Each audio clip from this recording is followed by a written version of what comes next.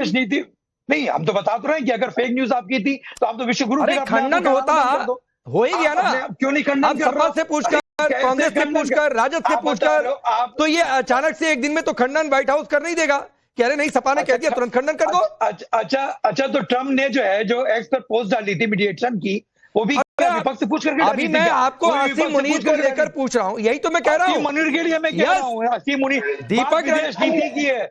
अरे राकेश भाई मेरी बात आने दो आप। बात विदेश नीति की हो रही ना, विदेश नीति तो भारत की सरकार की पूरी तरीके से फेल है। आज जब आपका ऑपरेशन सिंदूर हुआ, कौन सा विदेश आपके साथ खड़ा दिखा? कौन नहीं खड़ा? आपके लिए क्या दिखा? कौन नहीं खड़ा? क्या कहा?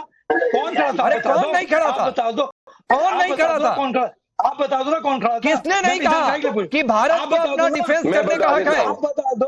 आप बता दो ना राकेश भाई, आप बता दो। चलिए वो गिनवा देंगे प्रदीप भंडारी। 30 सेकंड में रिप्लाई करिए, फिर अवनीश जी आ रहा। आपको जानकारी नहीं है? मेरे भाई सुनो, चाइना ने क्या कहा? मेरे मित्र, पहली बात, Shashi Tharoor Columbia, Shashi Tharoor parliamentary delegation को लीड कर, आप किस बात की वजह से कोलंबिया ने अपना स्थान परिवर्तित किया। ब्रिक्स के सभी देशों ने एक स्वर के अंदर पाकिस्तान की निंदा, पहलगाम आतंकवादी हमले में क्या 7 तारीख को चेक करो। उसके बाद दूसरी बात सुनो, रशिया ने इसकी निंदा क्या करी। सुनाओगे प्रदीप भाई, क्या सुनाओगे? यूरोपियन यूनियन के 90% लोगों ने खंडन नहीं कर पाए ट्रम्प के जिसमें ये कहा गया खंडन नहीं कर पाए उसके पोस्ट का। अब आपको क्या गिनाओगे? चाहता हूँ सच्चाई, क्या गिनाओगे? कौन सा देश खड़ा दिखा?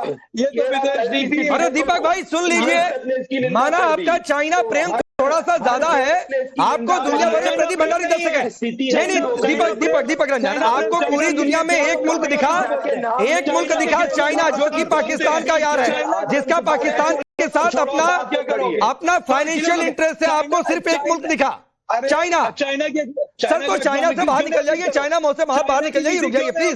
दीपक भाई प्लीज, ऐसे नहीं होता है लगातार नहीं। दीपक भाई प्लीज लगातार नहीं, प्लीज बैन क्यों नहीं करते थे? प्लीज चाइना के प्रोडक्ट को बैन क्यों नहीं करते? ठीक है, चाइना वो सारा बीजेपी की सरकार में ही तो चाइना से बिजनेस शुरू हुआ।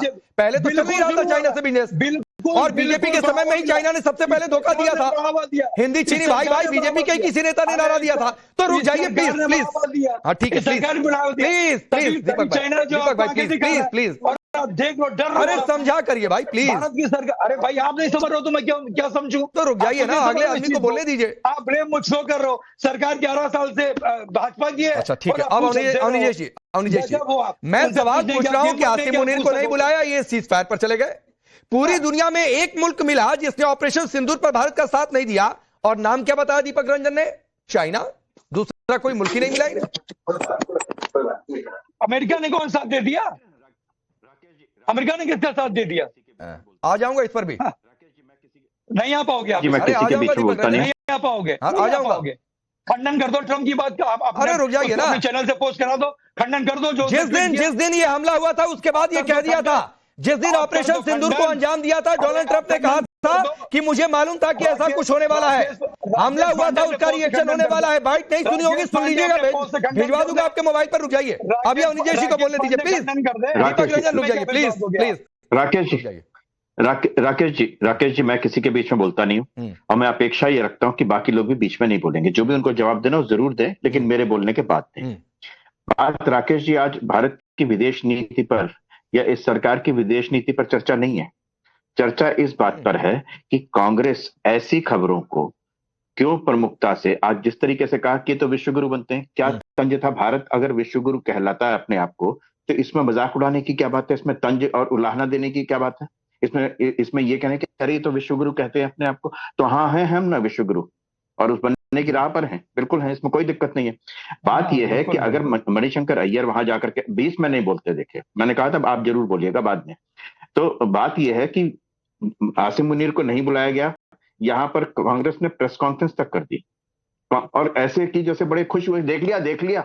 मतलब हर उस खबर पर जिसमें इनको लगता है कि भारत का जरा सा भी अपमान हो सकता है, चूंकि नहीं हुआ, लेकिन अगर अपमान हो सकता है, उस खबर को कितनी जोर शोर से, मतलब एक बात तो मुझे लगती है कि परिवार में अगर किसी को, अगर देश को अपना परिवार मानते हैं, तो परिवार में अगर किसी के बारे में कोई गलत खबर आई है, कोई अच्छी खबर नहीं आई, तो आदमी, परिवार का आदमी कहता है इसको खबर को यार रहने दो, इसको खबर को ज्यादा करनी है, या फिर कवर अप करता है कि हाँ हम मुनीर को बुलाया तो मुनीर जाए, हम तो वैसे भी नहीं जाते।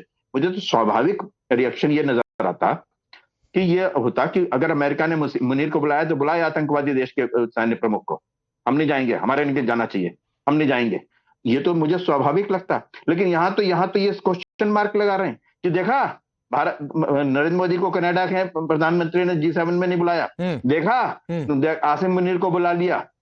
ये बताइए कि आज इस बात पर बहस होनी थी कि कांग्रेस को हर उस बात पर खुशी क्यों होती है जिसमें ऐसा लगता है कि भारत का कहीं ना कहीं अपमान हो रहा है। सवाल इस बात पर है, कांग्रेस क्यों ऐसा करती है कि कहती है कि कांग्रेस का नेता कहते हैं कि ये ऑपरेशन सिंदूर क्या था, ये तो वीडियो गेम था जी, वीडियो गेम पे जैसे होता है।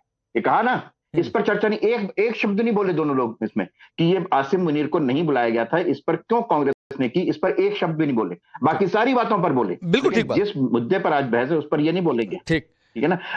आखिरी 10 सेकंड है राकेश जी, आखिरी 10 सेकंड है। बात यह है कि मणिशंकर अय्यर द्वारा पाकिस्तान में जाकर के वहां के पत्रकारों से यह कहना कि हम तो नरेंद्र मोदी को नहीं हटा सकते, आप लोग हमारी मदद कीजिए, वहां से लेकर के और आसिम मुनीर के इन्विटेशन तक लगातार ऐसा क्यों होता है कि कांग्रेस के हर वक्तव्य का, कांग्रेस के तमाम जो भी रिएक्शन देते हैं, जो भी यहाँ पे वो कहते हैं, उसको कुछ ना कुछ तो कभी ना कभी तो सोचना चाहिए कि पाकिस्तान को वो चीजें इतनी प्यारी क्यों लगती हैं कि वो उसको कोट करते हैं। ठीक बात है सर, ठीक है, कुछ ना कुछ तो सोचना।